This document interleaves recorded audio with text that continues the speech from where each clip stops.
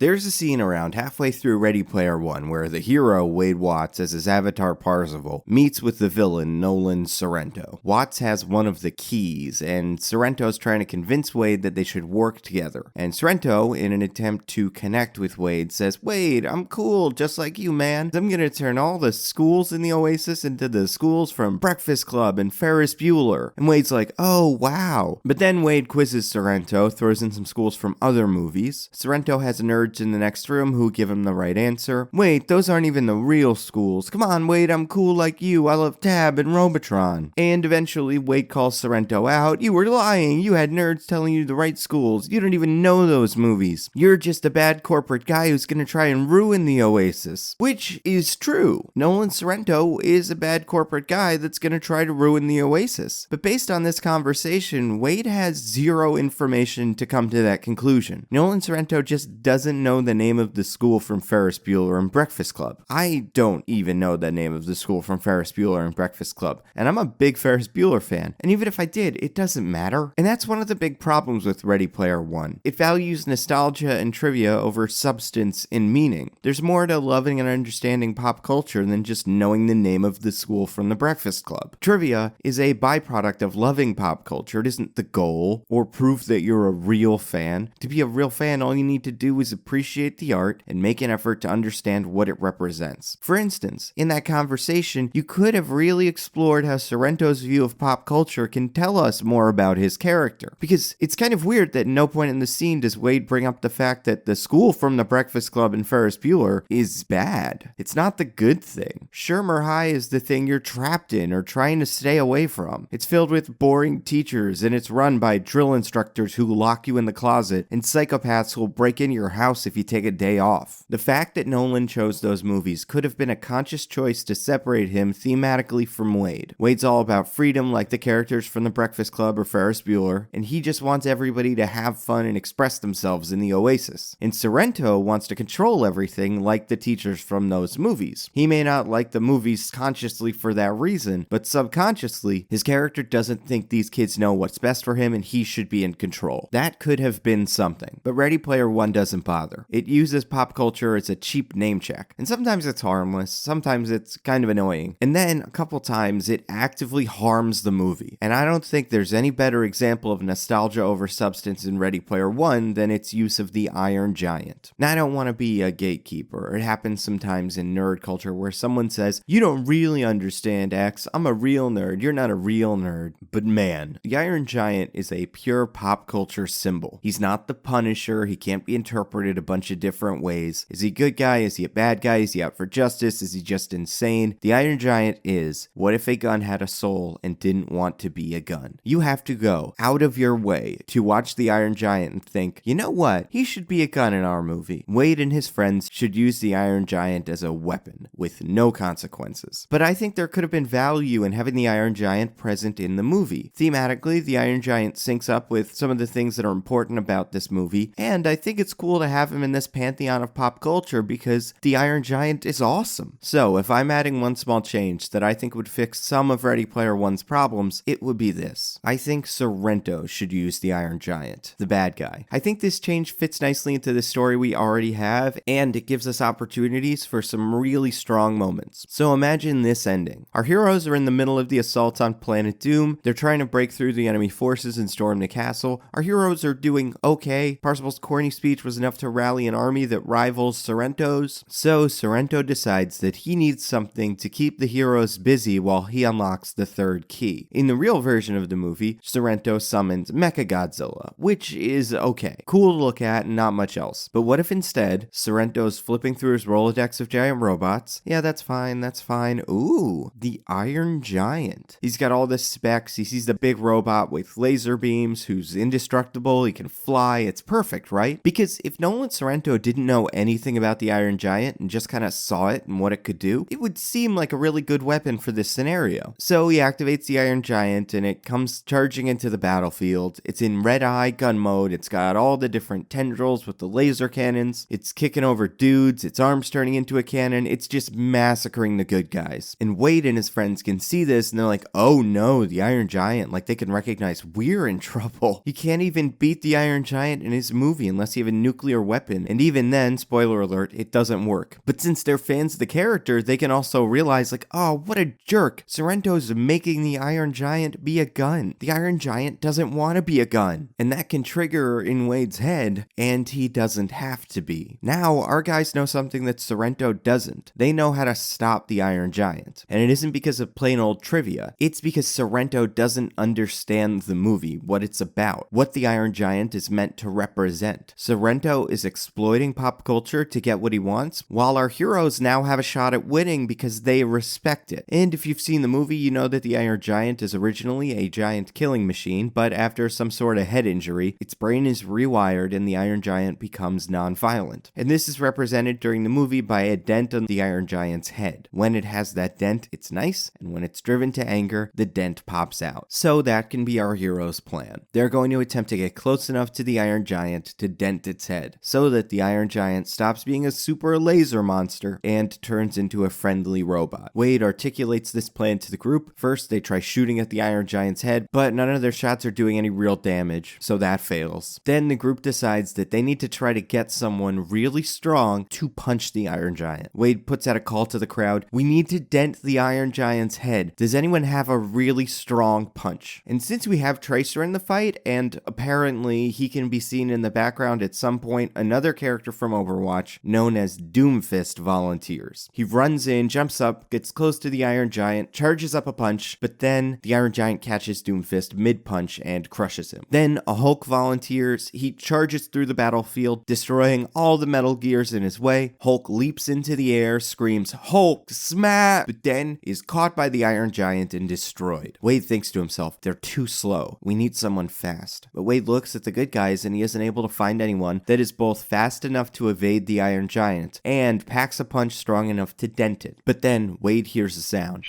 And then he looks. Far out in the distance, he's able to make out some sort of blue car. And then he realizes what he's looking at. He tells Daito that Daito needs to distract the Iron Giant. That's when Daito turns into the Gundam. He isn't trying to stop the Iron Giant, just keep it busy. So there's a big, fun, cinematic fight between the Iron Giant and the Gundam. Daito's doing okay in the start of the fight, but even his Gundam isn't a match for the Iron Giant, and Daito starts getting hit. Wade checks on the blue car. It's gaining speed, but it isn't quite there yet. So Wade takes his DeLorean and uses that to distract the Iron Giant as well. Wade's driving around by the Iron Giant's feet. He flips the wheels and starts flying around the Iron Giant's knees. Wade gets hit a few times and the DeLorean takes damage. Wade says to himself, come on. Daito tells Wade that the time on the Gundam is about to run out and Daito's going to turn back into a regular guy soon. It's now or never. And as Daito starts fading back into his avatar, Wade is able to spot the car screaming towards the giant. Now it's clear that the car is actually hovering above the ground. It stops and the pilot shoots out of the car. The music drops out. The pilot leaps through the air towards the giant. Daito, as the Gundam is able to hold down the giant's arms, the pilot pulls back his arm and cocks a punch. Everyone's watching. It goes silent for just a second as you see the pilot flying even closer to the giant. The pilot's fist heats up. Then you hear, Falcon! And in slow motion, the pilot punches. His whole body is surrounded by flames. His fist connects with the Iron Giant's head as he screams,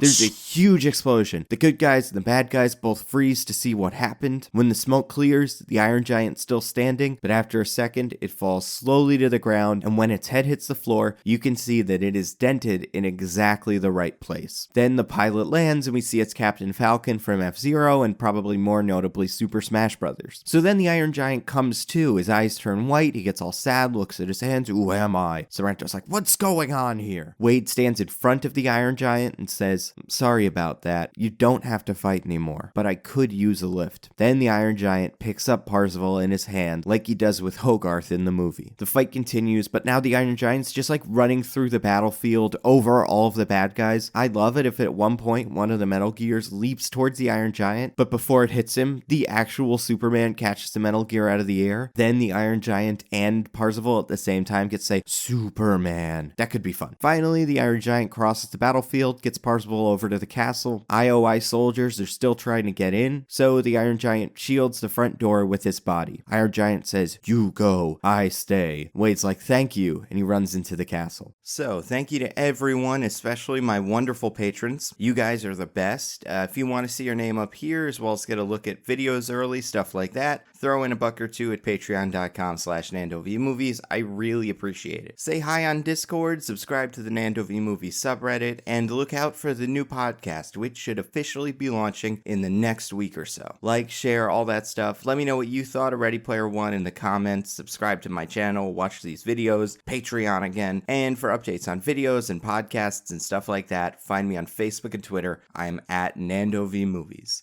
That's all I've got. I'll see you next time.